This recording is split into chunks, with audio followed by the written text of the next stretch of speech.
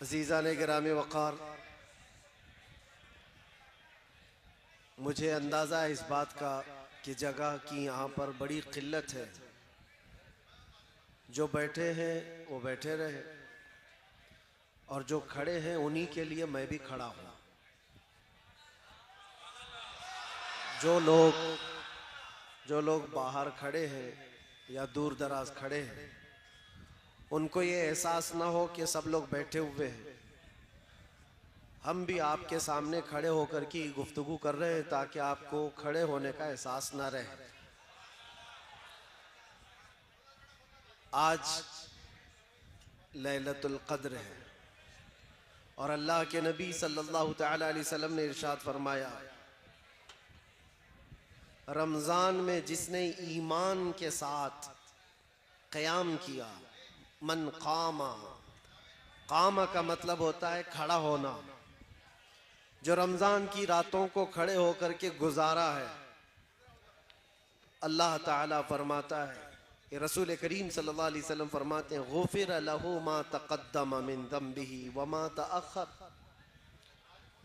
औ कमा क़ाल, उसने अब तक जो कुछ भी किया है वो सब गुनाह उसके माफ़ कर दिए जाएंगे। रमज़ान में खड़े होने वाले का बड़ा शरफ है, उसकी बड़ी सआदत है। तो आज की रात जिनको खड़े होने का मौका मिला है वो खड़े रहे, जो बैठे हुए हैं वो बहुत पहले से बैठे हुए हैं। अल्लाह करीम आज की रात की बरकतें और इसकी सआदतें हम सबको अता फरमाए। इबादत की रात है, अल्लाह करीम की बारगाह में मग़फ़िरत तलब करने की रात है, अपने गुनाहों से तौबा करने की रात है, गिड़गिड़ा कर बख्शिश का सवाल करने की रात है। लिहाजा महफिल हम जल्द ख़त्म करेंगे। बयान मैं बहुत लंबा चौड़ा आपके सामने नहीं रखना चाहता, इसलिए कि मुझे पता है हमारे दो जुमले भी बहुत भारी पड़ जाते हैं। पूरी तकरीर के लिए सहन करने की अभी ताकत लोगों के अंदर मौजूद नहीं है, और ख़ास तौर पर हम ऐसे दौर में जी रहे हैं जहां क्रिटिसाइज भी किसी का नहीं किया जा सकता। नाम के लिए लोग कहते हैं हमारा सीना बहुत कितने इंच का है, लोग कहते हैं 56 इंच का है, 55 इंच का है, 54 इंच का है, लेकिन बर्दाश्त की ताकत 1 इंच की भी नहीं। बर्दाश्त की ताकत, इसीलिए हम लंबी चौड़ी तकरीर नहीं करना चाहते, 2 जुमले ही काफ़ी हैं। शायर ने बहुत अच्छे अंदाज में कहा है, तूफ़ान नूह लाने से ए चश्म क्या फ़ायदा, 2 बूंद ही बहुत हैं अगर तुझे असर करे, 2 बूंद ही बहुत हैं अगर तुझे असर करे। और हुब्बे रसूल में मुस्तफ़ा करीम सल्लल्लाहु अलैहि वसल्लम के कदमों को अपनी नज़रों में रख कर के सरशार होकर जब कोई बोलता है तो मेरे अजीज़ों उसके हर लफ्ज़ में असर भी होता है। और वो जुमले सिर्फ तकरीर के महफिल के दरमियान नहीं रहते, रब तबारक व तआला पूरी कायनात में उसको फैलाता है। आज से 2 साल पहले हमने एक छोटी सी मस्जिद थी जिसमें 50 लोग बैठे होंगे, और उन्हीं 50 लोगों के बीच में जज्बे हुब्बे रसूल में सरशार होकर एक कुत्ते को ऐलान किया था, जो बहुत ज़्यादा भौंकता था नामे रिसालत पर, हुजूर पाक सल्लल्लाहु अलैहि वसल्लम पर। मैं ये बात क्यों कह रहा हूँ? इसलिए कह रहा हूँ कि छोटी मस्जिद में, छोटी महफिल में, लेकिन जज्बा था कि हुजूर पाक की तरफ भौंकने वाले की ज़ुबान बाहर ज़्यादा देर तक नहीं रहना चाहिए, उसका जवाब होना चाहिए। जवाब दिया, लोगों ने कहा आप कर्नाटक में बैठे हैं, कोई शुमाल हिंद में बैठा है, यहाँ से आप अपनी मस्जिद में बोल रहे हैं, वहाँ उस तक पहुँचे न पहुँचे। मेरे अजीज़ों, रब्बे जुल जलाल की ताकत और क़ुव्वत पहुँचाने का उसका जो निज़ाम है उस पर तुम्हारा कैसा यकीन होना चाहिए बताता हूँ। एक दिन नहीं गुजरा था कि बराबर हमने जो जुमला कहा उसकी दुम पर ही पैर रखा गया था। जहां पहुंचना था वहीं पहुंचा। और हमने तो सोचा कि ये बात शायद कर्नाटक से निकलकर मुंबई तक आई होगी, मुंबई से निकलकर आसपास गई होगी, लेकिन हफ्ते भर के बाद पता चला कि अमेरिका, न्यूजीलैंड, ऑस्ट्रेलिया, अफ्रीका, सब जगह ये बात पहुंची हुई। अब फिर ये एहसास हुआ पहुंचाता कौन है, ये बातें कहां से कहां तक चली गई। मेरे अजीजों, लोग कहते हैं सोशल मीडिया के जरिए से पहुंच गई होगी। सोशल मीडिया में हजारों लोग भरे हुए हैं, तमाशे कर रहे हैं। ये बात हर मोमिन तक और हर बच्चे तक कैसे पहुंची, इसीलिए मेरा ये यकीन है अल्लाह के नबी सल्लल्लाहु अलैहि वसल्लम की इज्जत पर बात करते हो और हुब्बे रसूल में सरशार होकर करते हो तो फिर अपने आसपास माहौल क्या है ना देखो, बोलना तुम्हारा काम है, पहुंचाना मेरे रब की शान है। तुम्हारा एक नारा भी, तुम्हारा एक जो जज्बे हुब्बे रसूल में सरशार होकर के आह निकालते हो, ये भी बहुत दूर तक आवाज पहुंचती है, बहुत दूर तक आवाज पहुंचती है। मैं तो सुबह शाम दोपहर रातें सब काट करके आया हूं अंदर से। 8 महीने अंदर की कड़क जेल देख करके आया। उससे पहले भी कहता था, अब भी कहता हूं, जो हालात है, चोरी करके नहीं गया और किसी की पॉकेट मार के नहीं गया। सबको पता है, पूरी दुनिया भी जानती है, और जो लेकर के गए वो भी जानते हैं किस लिए लेकर के गए, किस लिए बिठाया और किस लिए इतनी देर तक रुकाया। सबको पता है। उन्हें मालूम था कि इसको अंदर रखा गया इसलिए कि नाम रसूल पर ज्यादा बोलता है, हुजूर पाक की इज्जत पर बोलता है। ये बात मैं काफी दिन पहले आपको भी आज मैं बता रहा हूँ। अब मुझे बुलाए हो तो आसपास वाले और सारे वो लोग और जो इंतजामिया लोग हैं वो डरते ना रह जाएं, इसलिए कि बहुत सारी जगहों पर मामलात होते हैं, डराया जाता है, धमकाया जाता है। किसको बुला रहे हो, उसको बुला रहे हो, पहले ही से उनको टाइट कर दिया जाता है। कह रहे माहौल खराब हो जाएगा, इतना बिगड़ जाएगा, ऐसा हो जाएगा, वैसा हो जाएगा। जो इंतजामिया होती है वो बेचारे कुछ भोले भाले हों तो वहीं ढीले पड़ जाते हैं, बहुत शौक से हमारी तारीख लेते हैं। उसके बाद जब दिन करीब आते हैं और प्रेशर आता है तो उन्हें समझ में आता है कि हम तो किसको ला रहे थे। उनको लगता है बहुत बड़ा कुछ होने वाला है। मैं कोई बहुत बड़ा नहीं हूं और ना ही मेरे अंदर कोई बड़ी ताकत है, लेकिन जिस बात का खौफ दुनिया को सता रहा है वो ताकत हर मोमिन के पास है, और उस ताकत का नाम इश्क़ मुस्तफ़ा है।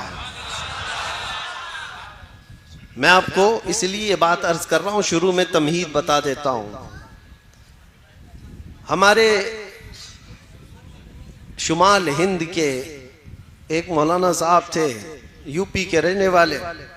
हम किसी जलसे में गए थे और वापस आए तो उन्होंने कहा कि हजरत मुझे पुलिस वालों ने उठा लिया था। मैं स्टेज पे बैठा था, आपके बाजू लब्बैक लब्बैक के नारे में बहुत लगा रहा था। मुझे उठा लिया और सुबह से शाम तक बिठाया।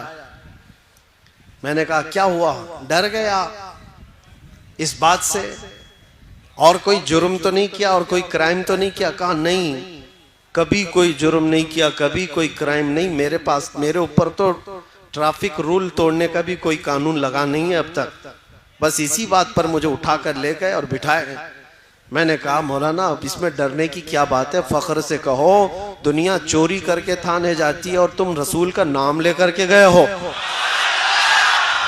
कल क़यामत के दिन इसका सिला हुजूर की बारगाह में पेश कर लेना।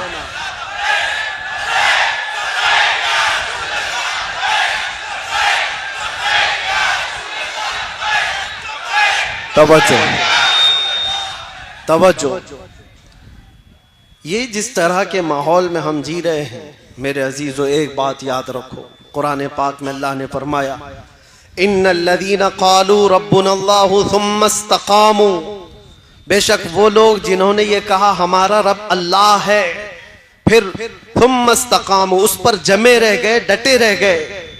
रब ताला फरमाता है ततनज़्ज़लु अलैहिमुल मलाइका, उन पर अल्लाह के फरिश्ते उतारे जाते हैं, उन पर अल्लाह के फरिश्ते उतारे जाते हैं। अल्लाह तखाफू वला तहज़नू, वो फरिश्ते तुम्हें ये कहते रहते हैं अब डरना मत, गम मत करना।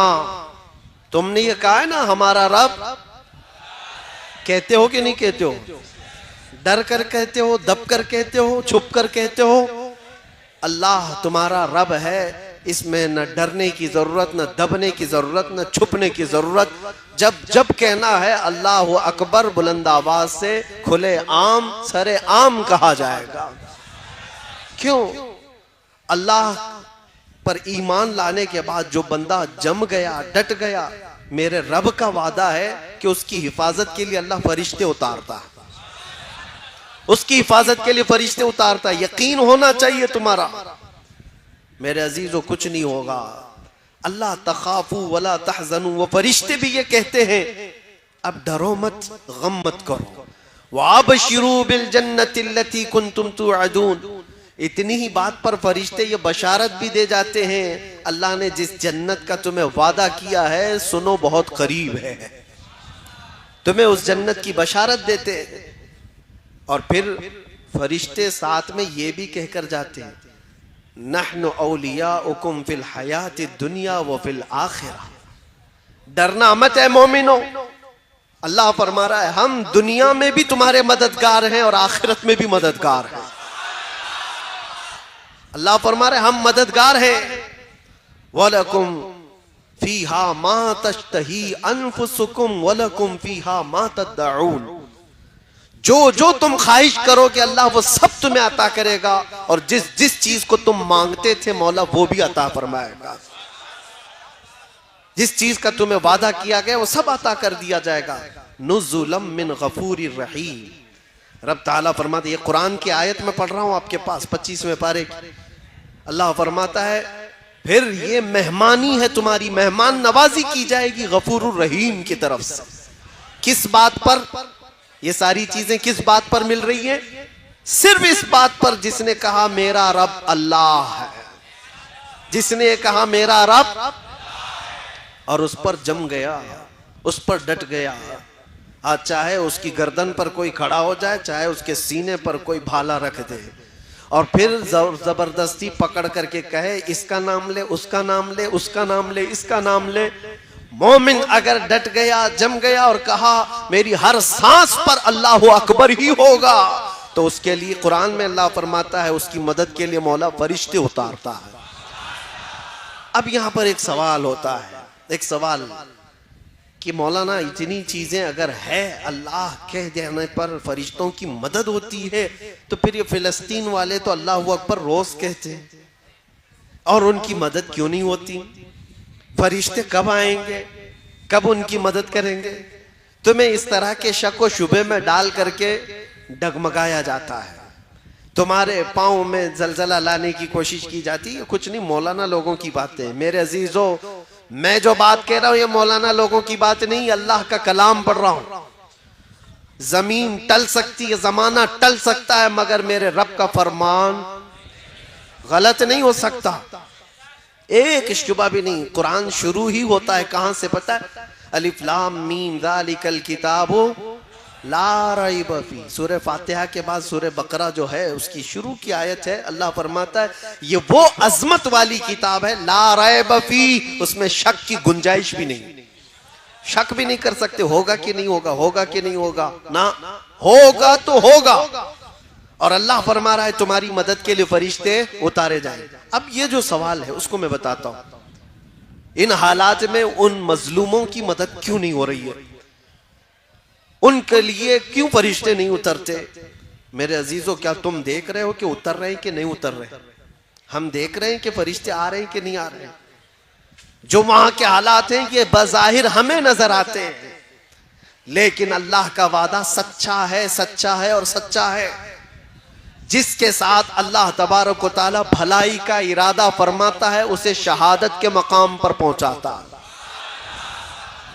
और जिसको शहादत मिली है, जिसको शहादत मिली है, जानते हो पूरी कायनात समेट करके लाओ, शहीद के नाखून के बराबर भी नहीं होगी।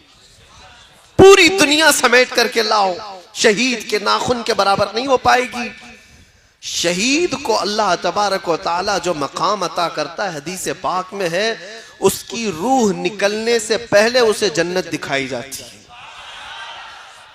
उसे जन्नत में उसका ठिकाना बता दिया जाता है। तो क्या ये अल्लाह की मदद नहीं है? क्या ये अल्लाह की रहमत नहीं है? सहाबा, ताबईन, औलिया सबों ने ये दुआ किया कि अल्लाह तेरे रास्ते में हमें मौत आए तो शहादत की मौत आए। किसी शहीद की मौत पर तुम फख्र करते हो कि नहीं करते हो? शहीदों को हम जिंदा कहते हैं और कुरान भी कहता है। तो उन मोमिनीन के साथ जो आज जुल्म हो रहा है, वो यूं ही नहीं मारे जा रहे, बल्कि उनकी हर मौत शहीद की मौत है। वो शुहदा हैं, शहीद हैं, उनको अल्लाह ने जो जन्नत का वादा फरमाया वो मिलकर रहेगा। लेकिन तुम्हारा इम्तिहान है, चाहे तुम्हारे सामने कोई मर जाए, कट जाए, कत्ल हो जाए, जुल्म के साथ कोई पकड़ा जाए, मारा जाए, तुम अपने ईमान के साथ अगर बाकी रहते हो तो ये अल्लाह का वादा तुम्हारे साथ। ईमान के साथ। कौन सा ईमान? मैंने कहा है मेरा रब, हमने क्या कहा है? हमारा रब, और फिर उस पर जमे रह गए, उस पर जमे रह गए। ये ईमान का ऐसा हिस्सा मैं तुम्हें बता रहा हूं। हदीस पाक में मेरे आका सल्लल्लाहु अलैहि वसल्लम फरमाते हैं, जिसके दिल में ईमान आ गया फिर वो कुफ्र और शिर्क से इतनी नफरत करता है जैसे अंगारे में हाथ डालने से नफरत करता है। आग के तंदूर में हाथ डालना पसंद करता है कोई? कोई पसंद करता है? आग के तंदूर में हाथ डालने को जितना ना पसंद करते हो, ईमान वाला कुफ्र और शिर्क से उतना ही बेजार रहता है, उतनी ही दूर भागता है, चाहे जैसे भी हालात हो। लोगों को आज पता नहीं क्या हो गया। मैं तो अपना मैसेज दे करके रहूंगा। कुरान क्या कहता है? या अय्युहल्लज़ीना आमनू दुखुलू फिस्सिल्मि काफ़ा, ऐ ईमान वालो इस्लाम में पूरे के पूरे दाखिल हो जाओ। आधा तीतर आधा बटेर नहीं होना चाहिए, जो हो पूरे हो जाओ। इनको भी राजी रखेंगे, उनको भी राजी रखेंगे, थोड़ा यहां भी लगा लेंगे, थोड़ा वहां भी लगा लेंगे। सुबह इनके पास चले जाएंगे, शाम में इनके पास चले जाएंगे। पार्टी उसके बगैर तो चलती नहीं है। ये बहुत सारी जगहों पर आज के जो हालात हैं, लोगों ने ये समझ रखा है सियासत करना है, पॉलिटिक्स करना है तो फिर सबको राजी रखना है। हम ये नहीं कहते कि सबको राजी ना रखो, राजी रखो, लेकिन अपने खुदा को सबसे पहले राजी करो। और अल्लाह बेहतर जानता है, उसको तुम राजी रखोगे पूरी दुनिया को अल्लाह तुमसे राजी करा देगा। उसके दस्ते कुदरत में है वो बंदों को राजी कराना। हजारों नहीं लाखों के दिलों को मौला तुम्हारी तरफ फेर देगा, बस उसको राजी करो। जब रब तबारक व तआला फजल फरमाए किसी पर तो बगैर किसी प्रचार के लोगों को उसकी तरफ फेर देता है, फेर देता है। ये मैंने प्रैक्टिकल अपनी लाइफ में देखा। उन इलाकों में मैं गया जहां का नाम कभी जिंदगी में नहीं सुना, ना कभी पढ़ा, ना किसी और से सुना, बिहार, बंगाल, झारखंड या उसके अलावा।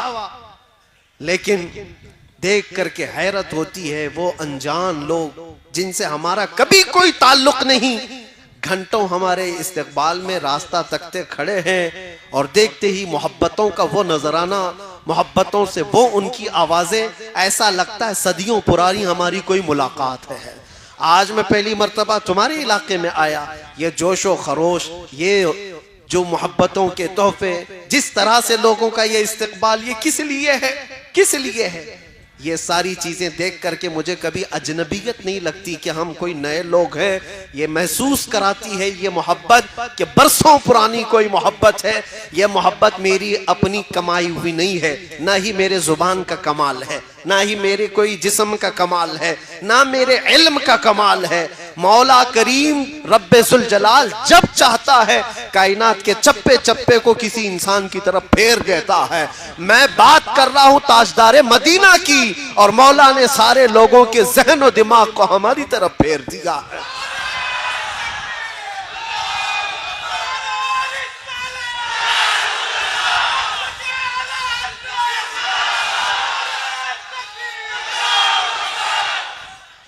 राजी करो उस रब्बे जुल जलाल को, वो अगर राजी है तो सब कुछ ठीक है। अगर वो ही ना उसी को नाराज किया और फिर दुनिया को राजी करते करते थक गए, क्या मिला, क्या हासिल क्या है? जिन लोगों के पीछे हम अपनी रातें बर्बाद करते हैं, नौजवानों, जिन दोस्तों को राजी करने के लिए तुमने माल भी बर्बाद किया, वक्त भी बर्बाद किया, फिर भी वो राजी नहीं हुए तुमसे। एक दिन उनके साथ कुछ तुम्हारा बुरा हुआ, वो सारी पुरानी यादें सब खत्म कर दिएंगे, सब ताल्लुकात मिटा दिए जाएंगे। दोस्तों के लिए तुमने अपने माँ बाप के साथ बैठना छोड़ दिया, दोस्तों की वजह से तुम अपने घर में वक्त देना कम कर चुके हो। इस दुनिया को राजी करने के लिए क्या क्या नहीं किया, लेकिन वो राजी कभी नहीं होती। और अगर तुम्हारे 4 दोस्त हैं तो चारों को एक साथ राजी रखो, ये भी मुश्किल है। हो सकता है तुम्हारे किसी काम से 2 राजी और 2 नाराज। ये तो 4 का मसला बता रहा हूं, और जिसको 4000 के बीच में जीना है वो कब तक उन सबको राजी करता रहे? एक एक इंसान को राजी करते करते उसकी लाइफ खत्म हो जाएगी, फिर बाद में पता चला उम्र ढल गई, इनमें से आधे भी राजी नहीं हुए। होता ही यही। मस्जिद के सदर साहब, मस्जिद की कमेटियां चलाने वाले, या मेहराब के इमाम साहब, आप अगर सबको राजी करने पर लग गए तो आपकी जिंदगी खत्म हो जाएगी, पूरे राजी नहीं होंगे, कभी राजी नहीं होंगे पूरे। एक बात याद रखो, तुम्हें रब तबारक व तआला ने ये खिदमत अता की है तो सिर्फ रब्बे जुल जलाल को राजी करने पर लगो, अल्लाह को राजी करो। और अल्लाह अगर राजी हुआ तो पूरी कायनात को अल्लाह खुद अपनी जानिब से तुम्हारी तरफ से राजी करा देगा, वो तुम्हारी मोहब्बत उनके दिलों में खुद डाल देगा। मुझे आज बताओ, सुल्तानुल औलिया गौसुल आजम अब्दुल कादिर जिलानी रदी अल्लाह तआला अन्हु को देखा हुआ यहाँ कौन बैठा हुआ है? कोई उनको देखा हुआ? उनके जमाने का, आसपास का सरकार गरीब नवाज को देखा हुआ कोई है? बरसों बीत गए, लेकिन आज भी तुम्हारे दिलों में उनके नाम की भी मोहब्बत कैसी है? उनके नाम की भी मोहब्बत कैसी? वजह यह है कि वो जब तक जिंदा थे सिर्फ अपने रब को राजी करते थे, अल्लाह को राजी करने पर लग गए, अल्लाह को राजी करने पर लगे रहे, और रब तबारक व तआला ने पूरी कायनात को उनसे राजी करा दिया है। पूरी दुनिया में लोगों के दिलों में अल्लाह ने उनकी मोहब्बत डाली है। एक बात बताता हूं, अल्लाह तबारक व तआला को बंदा राजी करने पर जब लग जाता है, उसका बहुत कुछ लुट गया हो तो भी उसे, जैसे बज़ाहिर कुछ चीजें नुकसान में आ गई, होता है, मैं रब को राजी करने के लिए निकला, मेरा वो छूट गया, ये छूट गया। ये शैतान तुम्हारे दिलों के अंदर ये एहसास डालेगा, तू नमाज के लिए जा रहा है, अल्लाह को राजी करने के लिए दुकान कैसे चलेगी? पूरा फुल बिजनेस टाइम है ये नमाज का, इस वक्त ग्राहक को छोड़ के कैसे जाएगा? तुम्हारे दिल में ये बात आई, इतनी देर का तो धंधा नुकसान हो जाएगा, खराब हो जाएगा, यहाँ छोड़ करके जाऊंगा अल्लाह को राजी करने के लिए, ये सब तो चले जाएंगे, दूसरे दुकान से खरीदारी कर लेंगे। लेकिन तुम्हें पता नहीं मेरे अजीजों, तुम्हें पता नहीं, वो थोड़ी देर के लिए तुम उनको राजी करने के लिए अल्लाह से दूर चले गए, फिर वो वक्त खराब तुम्हारे ऊपर इतना आएगा कि घंटों फिर पेशानी रगड़ रगड़ करके मांगते रह जाओगे, फिर मांगने के लिए आओगी। इसीलिए एक बात याद रखो, मैं बता रहा हूं, बुजुर्गों ने यह भी फरमाया कि जो बंदा अपनी दुकान, अपने कारोबार, ये सारी चीजों से छोड़कर भाग कर आता था अल्लाह की बारगाह में, तो उसके कारोबार को चलने न चलने की कोई टेंशन नहीं है।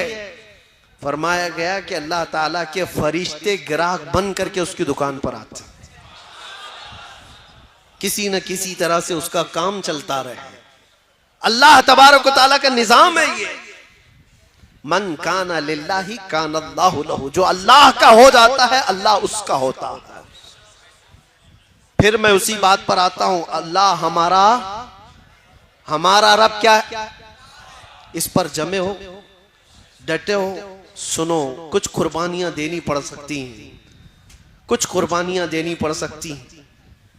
जरूरी नहीं कि हर एक की जिंदगी से कुर्बानी ली जाएगी, वो रब ताला जिससे चाहे अपने नाम पर कुर्बानी ले, जिससे चाहे। तो क्या इस बात से डर कर भागते हो कि अल्लाह ताला की बारगाह में कुर्बानी देने से भागना चाहिए मुझे? सुनो, एक पुराने जमाने की हिकायत है, मैं सुना देता हूं। सुना है कि मूसा अलैहिस्सलाम के पास एक खातून आई, उसके बच्चे नहीं थे, औलाद नहीं थी। उसने आकर के कहा कि आप दुआ कर दे, अल्लाह मेरे हिस्से में बेटा दे दे, बेटी दे दे, कुछ तो औलाद मिले। आपने देखा और कहा तेरी तकदीर में औलाद लिखी नहीं गई, लौहे महफूज में तकदीर में तेरे औलाद नहीं है। वो खातून वहां से मायूस लौटी, रोती गिड़गिड़ाती हुई जा रही थी। बीच रास्ते से गुजरते हुए उसका एक दुर्वेश के पास से गुजर हुआ। एक फकीर अल्लाह की याद में एक दरख्त के नीचे बैठा रहता था। तवज्जो, उसने देखा और पूछा खातून क्यों रो रही है? उस औरत ने कहा ऐसा ऐसा है, मैं बरसों से बे औलाद हूं, औलाद मांगने गई तो मुझे बताया गया कि मेरी किस्मत में औलाद नहीं है। उस दुर्वेश ने कहा घबरा मत, ना उम्मीद ना हो, मायूस ना हो, रब तबारक व तआला चाहे तो उसका लिखा हुआ है वो फिर लिख करके अता भी फरमाते। जा अपने घर सजदा कर, मैं दुआ करता हूं। वो औरत गई, रोज सजदा करती थी, दुआ करती थी, और ये दुर्वेश इधर उस खातून के लिए दुआ करता था। फकीर चंद ही दिनों के बाद उस औरत के घर में हमल के आसार, और चंद दिनों के बाद एक खूबसूरत बेटा पैदा हुआ। खातून को बेटा मिल गया, वो खुशहाल। थोड़े दिन उसकी तरबियत करती है, चंद दिनों के बाद दूसरा बेटा भी हुआ, फिर चंद सालों के बाद तीसरा बेटा भी हुआ, चौथा भी हुआ, पांचवा भी हुआ, छठा भी हुआ, सातवां भी हुआ। 7 बेटे हुए। एक दिन हजरत मूसा वहां से गुजर रहे थे, देखा इस खातून को, पूछा ये किसके बच्चे हैं? औरत ने कहा मेरे। तेरे? तू ही वो औरत है जो औलाद के लिए शिकायत लेकर आई थी? कहा मैं ही हूं। कहा फिर कैसे आ गए तेरे औलाद? कहा बस दुआ है किसी बुजुर्ग की और अल्लाह की अता है, अल्लाह जिसे चाहे औलाद अता करे, जिसे चाहे अता करे। मूसा अलैहिस्सलाम अल्लाह करीम की बारगाह में अर्ज करते हैं, मौला मैंने जो देखा था वो गलत था या ये औरत झूठ बोल रही है? रब ताला की तरफ से जवाब आया कि तुमने जो देखा था वो भी सही था, औरत जो बोल रही वो भी सही। कैसे इसको औलाद हुई? तो रब तबारक व तआला ने फरमाया कि मूसा एक चाकू लो और एक बर्तन लो और जाओ अपनी उम्मत में से लोगों को पुकार कर कहो अपने जिस्म का एक टुकड़ा काट करके अल्लाह को दे दे। वो बनी इसराइल कौम है, बड़ी नाफरमान। मूसा अलैहिस्सलाम अपनी कौम के पास आए, अल्लाह का हुक्म है ये। चाकू लेकर के एक थाल में कहा कि जिस्म का एक टुकड़ा काट करके दे दे। सब इधर उधर भागने लग गए। आज ये टुकड़ा मांग रहे हैं, कल कलेजा मांगेंगे। जिस्म काट करके देने वाले जिगरे बहुत कम लोगों के होते हैं, कौन करेगा? शाम हो रही थी, आपका गुजर उसी दुर्वेश के पास से हो रहा था। उस दुर्वेश के कानों में आवाज पड़ी तो वो खड़ा हो गया, कहा ए अल्लाह के नबी, क्या रब ताला ने जिस्म का हिस्सा पूछा है, टुकड़ा पूछा है? कहा हाँ। कहा ये बर्तन दीजिए, और चाकू भी ले लिया, और उसके बाद जल्दी से खड़े होकर इधर से काटा, इधर से काटा, इधर से काटा, जिस्म के जगह जगह से पूरी तेज चाकू से काटते काटते छलनी कर दिया। टुकड़े निकालता गया, पूरा लहू लहान हो गया। मूसा अलैहिस्सलाम ने कहा अरे नादान, हुक्म हुआ है एक टुकड़ा देने के लिए, जिस्म का इतने क्यों काट दिया? कहा आपने ये तो नहीं बताया कि रब को मेरे जिस्म का कहां का हिस्सा चाहिए, किस जगह का हिस्सा चाहिए, मैं सब